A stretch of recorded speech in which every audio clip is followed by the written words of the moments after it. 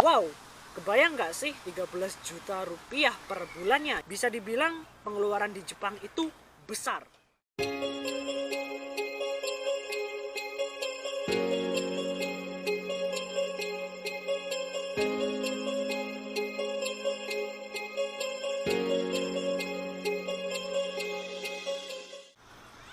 Minasan konnichiwa, Farishi Tomoshimasu, Indonesia Karakimashita. Nah, di video sebelumnya aku udah membahas tentang penghasilanku yang ada di Jepang. Nah, sekarang aku mau membahas tentang pengeluaranku yang ada di Jepang. Oke, langsung saja, nggak usah lama-lama.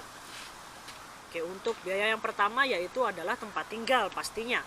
Kebetulan aku tinggal di apartemen bersama teman-temanku. Untuk setiap bulannya aku membayar 45.000 yen. Nah, di tiap tempat itu harganya bisa berbeda-beda. Contohnya mungkin ada di Tokyo.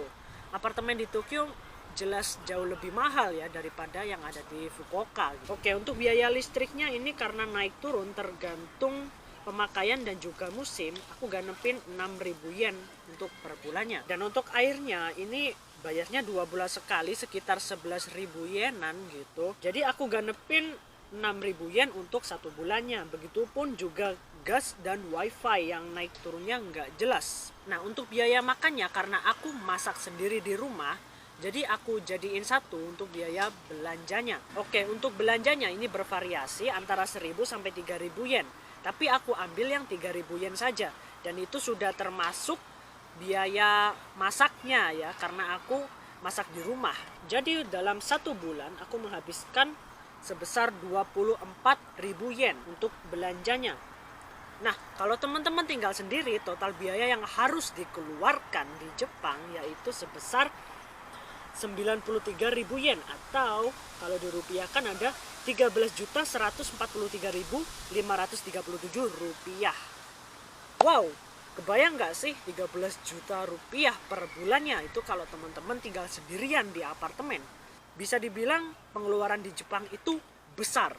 Tapi karena aku tinggal bertiga di Jepang, jadi semua biaya-biaya tadi itu dibagi 3. Kecuali untuk biaya belanja, karena biaya belanja adalah biaya personalku sendiri. Oke, tinggal kita hitung saja. Semuanya dibagikan 3 kecuali belanja, totalnya ada 47.000 yen atau 6.642.432 rupiah. Wow, beda jauh nggak sih sama pengeluaran kalau teman-teman tinggal sendiri? Tapi karena untuk biaya apartemennya udah dipotong gajiku yaitu 15.000 yen tadi, jadi aku cuma keluar uang sebesar 32.000 yen atau 4.522.507 rupiah. Nah, itu dia biaya yang aku keluarkan selama 1 bulan.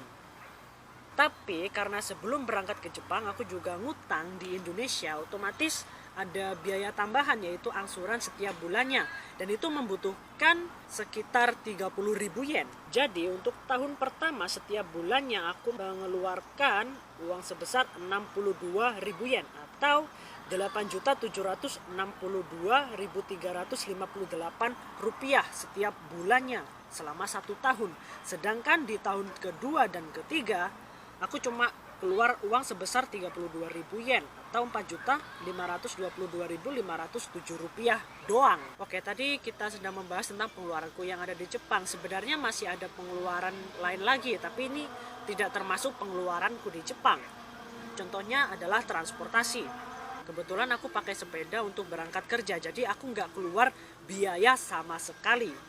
Tapi kalau teman-teman naik transportasi umum, misalnya kereta sama bis, ya otomatis ada biaya ekstranya. Oke, kita coba hitung. Untuk biaya kereta sekali naik yang paling murah ada 210 yen. Itu sama kayak KRL di Indonesia gitu. Jadi dalam sehari kalau kalian naik 2 kali, itu teman-teman habis 420 yen.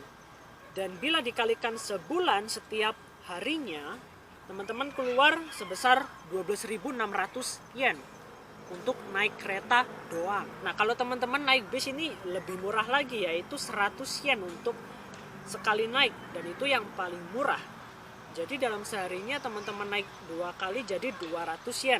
Dan bila dikalikan sebulan, teman-teman habis 6.000 yen untuk 1 bulannya. Jadi aku sangat bersyukur sekali bisa dipinjamin sepeda oleh perusahaanku. Coba kalau enggak, ya pastinya jalan kaki atau enggak naik bis gitu. Dan pastinya butuh biaya tambahan. Oke, untuk makan di luar ini tergantung tempatnya ya. Karena aku juga masak di rumah, jadi biaya pengeluaranku jadi satu sama uang belanja tadi gitu. Untuk makan di luar aku gantepin jadi 1.000 yen. Jadi dalam sehari kalau teman-teman makan 3 kali, teman-teman habis 3.000 yen. Dan dalam 1 bulan teman-teman habis 90.000 yen hanya untuk makan di luar.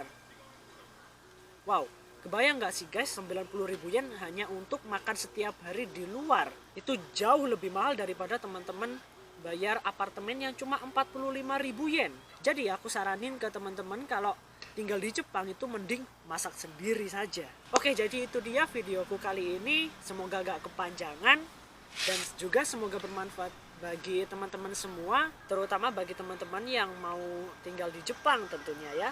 Dan juga kalau teman-teman ada request, komen aja di bawah, pasti aku approve. Dan sekian dulu dari videoku kali ini, ja. Mata nih.